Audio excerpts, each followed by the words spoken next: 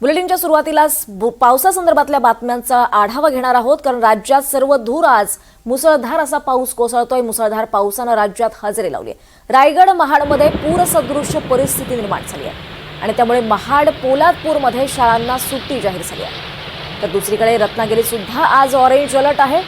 रत्नागिरीत 24 तासात जिल्ह्यात सरासरी 59.46 मिलीमीटर इतक्या पावसाची नोंद झाली आहे। तर जालन्यातील मंठा तालुक्यातल्या देवठाणा गावाजवळील पूल मुसळधार पावसात वाहून गेला।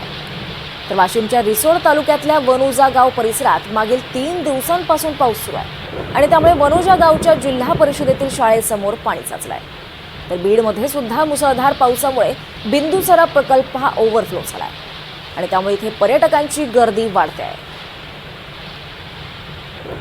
राज्यभरात ठिकठिकाणी पावसाचा जोर हा वाढलाय।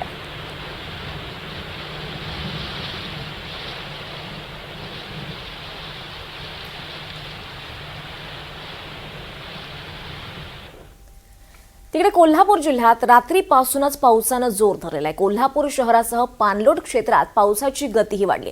कोल्हापूरकरांचं लक्ष लागून राहिलेलं राधानगरी धरण सुद्धा पूर्ण क्षमतेनं भरलंय। सध्या धरणाचे 4 स्वयंचलित दरवाजे उघडण्यात आलेत आणि यामुळे नदी पात्रात झपाट्यानं पाणी वाढतंय। पंचगंगा नदीची पाणी पातळी सध्या 26 फुटांवर आहे। जिल्ह्यातील 31 बंधारे हे पाण्याखाली आहेत। दरम्यान कोल्हापुरातील ही सर्व परिस्थिती पाहता प्रशासनाकडून वारंवार नदीकाठच्या लोकांना सतर्कतेचा इशारा देण्यात येतोय। अधिक माहिती घेऊयात, आपल्यासोबत आपले प्रतिनिधी विशाल पुजारी आहेत। विशाल, सगळीकडेच पाऊस कोसळतोय, मात्र कोल्हापूर जिल्ह्यात रात्रीपासून पावसाला जोर धरलाय। सध्या पावसाची काय स्थिती आहे?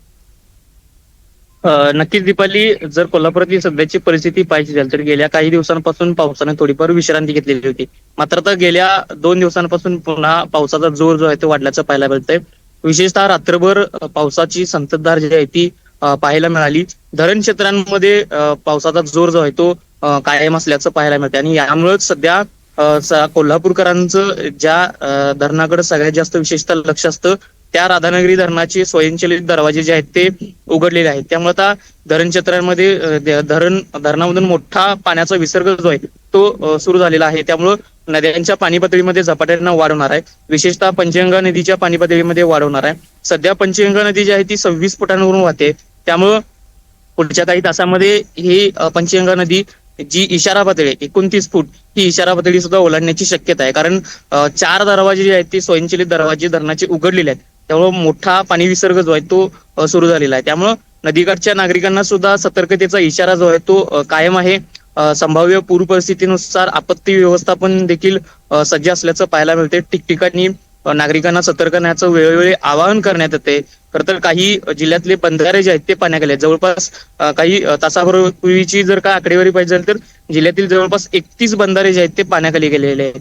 त्याचबरोबर वारणा धरण क्षेत्रामधून सुद्धा पाण्याचा जो विसर्ग आहे तो सुरू झालेला आहे। कुंभी असेल, दूधगंगा असेल, सगळ्याच धरण क्षेत्रामध्ये पावसाचा जोर जो आहे तो कायम आहे। जर का पुढचे काही तास जर का असंच पावसाचं जर का वातावरण राहिलं तर मात्र संभाव्य पूर परिस्थितीनुसार प्रशासनाला अलर्ट मोडवर राहणं गरजेचं आहे। दीपाली, निश्चितच विशाल, या पावसासंदर्भातले अपडेट्स तुमच्याकडनं वेळोवेळी घेत राहू। तुर्तास धन्यवाद या सगळ्या सविस्तर माहितीसाठी।